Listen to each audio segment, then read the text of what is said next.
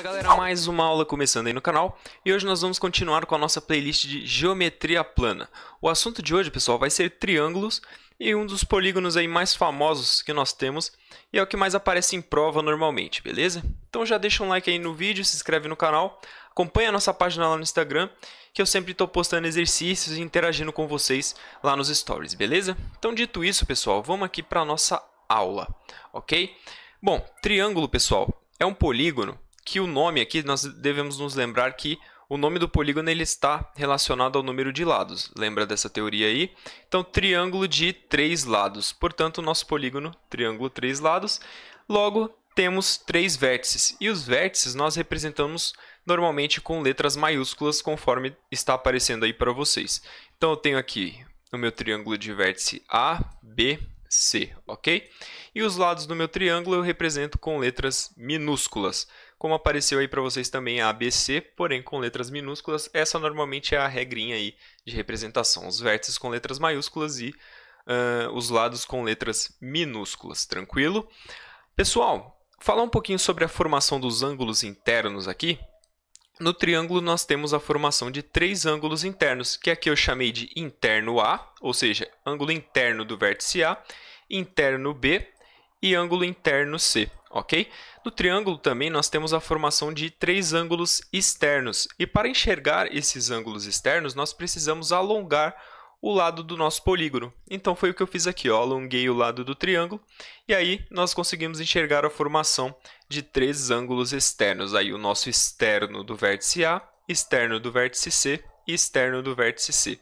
Um detalhe aqui, pessoal, é que a somatória desses ângulos externos com o interno é sempre 180 graus, tá? Esses ângulos eles são os ângulos suplementares. Quem não lembra desse conceito aqui, do que é ângulo suplementar, ângulo complementar, suplementar, dá uma olhadinha nas aulas anteriores aí, que nós explicamos isso aqui com mais profundidade, ok? Mas a soma dos ângulos externos com os internos de cada vértice sempre vai formar um ângulo de 180 graus, que eu vou dar um exemplo aqui, ó. Por exemplo, eu somando o ângulo externo do vértice A mais o ângulo interno do vértice A, eu tenho um ângulo de 180 graus aqui, ok?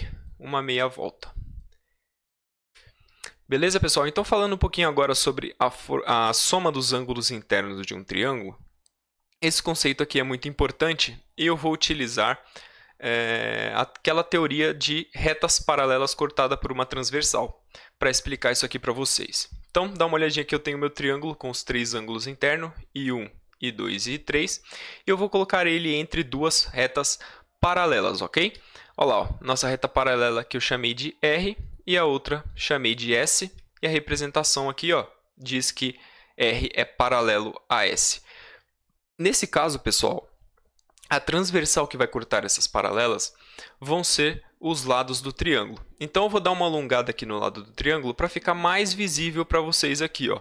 Então, alongando um lado do triângulo, nós temos aqui uma transversal que corta as 2 retas paralelas, beleza?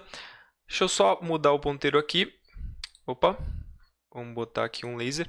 Então, pessoal, pelo aquele conceito de ângulos alternos e internos, você concorda comigo que esse ângulo I1 ele se encaixa perfeitamente aqui, por ele ser alternado por essa reta transversal?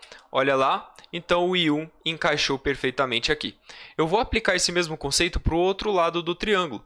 Eu vou alongar ele, ou seja, o lado é uma transversal que corta a paralela, e o conceito de ângulos alternos e internos me diz que esse ângulo I3 ele se encaixa perfeitamente aqui nesse espaço. Olha lá, o I3 se encaixa aqui certinho. Agora, se você der uma olhada, pessoal, e perceber, a soma do ângulo I3, I2 e I1, que são os ângulos internos aqui, eles formam uma meia volta aqui, ó, ou seja, um ângulo de 180 graus.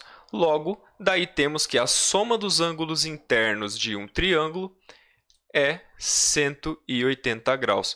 Pessoal, muita atenção aqui nesse ponto, que isso daqui, provavelmente todos os exercícios praticamente vão cobrar essa teoria, né? Esse conceito de que a soma dos ângulos internos de um triângulo é sempre 180 graus, ok? Partindo aqui para a soma dos ângulos externos agora, nós temos aquela teoria do polígono, né, pessoal? Que todo polígono convexo, a soma dos ângulos externos é sempre 360 graus, como aparece aqui, ó. Então, se eu somar o ângulo externo 1 com o ângulo externo 2 e o ângulo externo 3 do triângulo, aqui dos três vértices, eu vou ter um ângulo de 360 graus. Tranquilo? Falando um pouquinho agora sobre o teorema do ângulo externo, galera, vamos ver o seguinte, ó. Teorema do ângulo externo. Fala que a medida de um ângulo externo ela é igual à soma dos dois ângulos internos não adjacentes a ele. Vamos traduzir isso aqui num exemplo aqui, gráfico aqui. Por exemplo, eu tenho aqui o meu triângulo com os três ângulos azuis aqui, que são os ângulos internos. E eu tenho um ângulo externo que eu vou chamar de ângulo externo E. Tá? Para descobrir o valor desse ângulo externo E, basta eu somar os ângulos internos que não são adjacentes a ele. Por exemplo, nesse caso, somar o B com o ângulo A. Eu não poderia estar somando esse ângulo aqui, ó, porque ele é o ângulo adjacente ao externo e ele fala que eu tenho que somar os que não são adjacentes. Portanto, nesse caso, o valor do ângulo externo E, ele é a soma dos ângulos A com o ângulo B, que são os ângulos que não são adjacentes a ele e são internos do triângulo, beleza?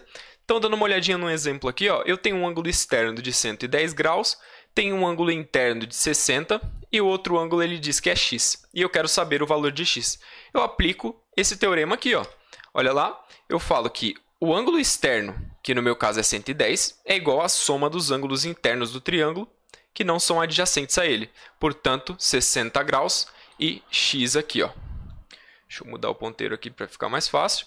Então, 60 graus e x. Esse ângulo aqui eu não somo, porque ele é adjacente, ok? Então, fazendo a matemática aqui, eu transporto aqui, né? Passo 60 subtraindo 110 e eu vou ter um ângulo de 50 graus aqui, que vale o meu x. Tranquilo? Entendido esse teorema aí, vamos para a próxima, que aí vem aquela pergunta de qual é o maior lado do triângulo. Pessoal, o maior lado de um triângulo, ele é o lado oposto ao maior ângulo. E isso aqui também serve para o menor lado.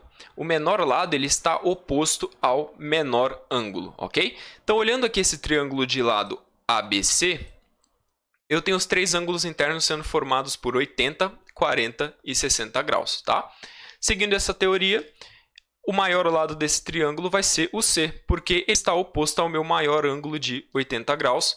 E o meu menor lado vai ser o lado A, porque ele está oposto ao lado de 40 graus. E é justamente o que eu escrevi aqui, o maior lado C e o menor lado A, devido a essa teoria de ângulo, tá? Do tamanho do ângulo, da medida, beleza? Partindo aqui para frente, seguindo a nossa aula, nós temos essa desigualdade aqui dos triângulos. E o que é isso aqui, pessoal? Ele fala que em qualquer triângulo, a soma de dois lados tem que ser maior que o terceiro lado, ok? Vamos montar aqui uma tabelinha que vai ficar mais fácil de vocês entenderem. Por exemplo, eu tenho aqui um triângulo ABC, de lado ABC, e essa teoria aqui da desigualdade, ela fala o seguinte, ó, se eu somar, por exemplo, o lado A mais o lado B, ele tem que ser maior do que o lado C, beleza? Aí, se eu somar o lado A com o lado C, ele tem que ser maior que o terceiro lado, que é o lado B.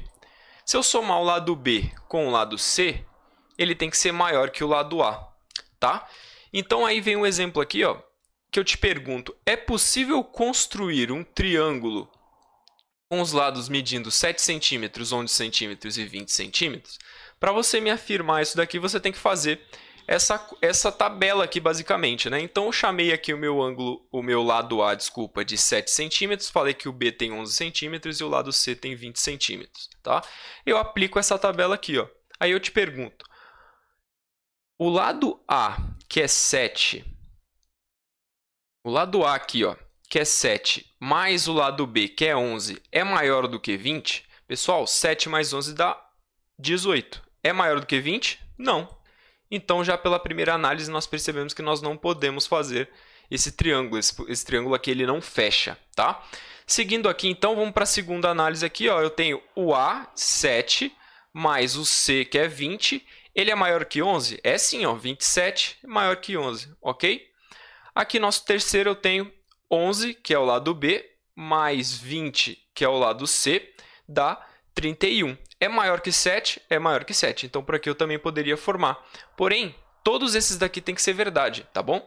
Como esse daqui deu falso, ou seja, não é maior, eu não posso formar um triângulo de lados 7, 11 e 20 centímetros, ok? Esse triângulo ele não fecharia, beleza?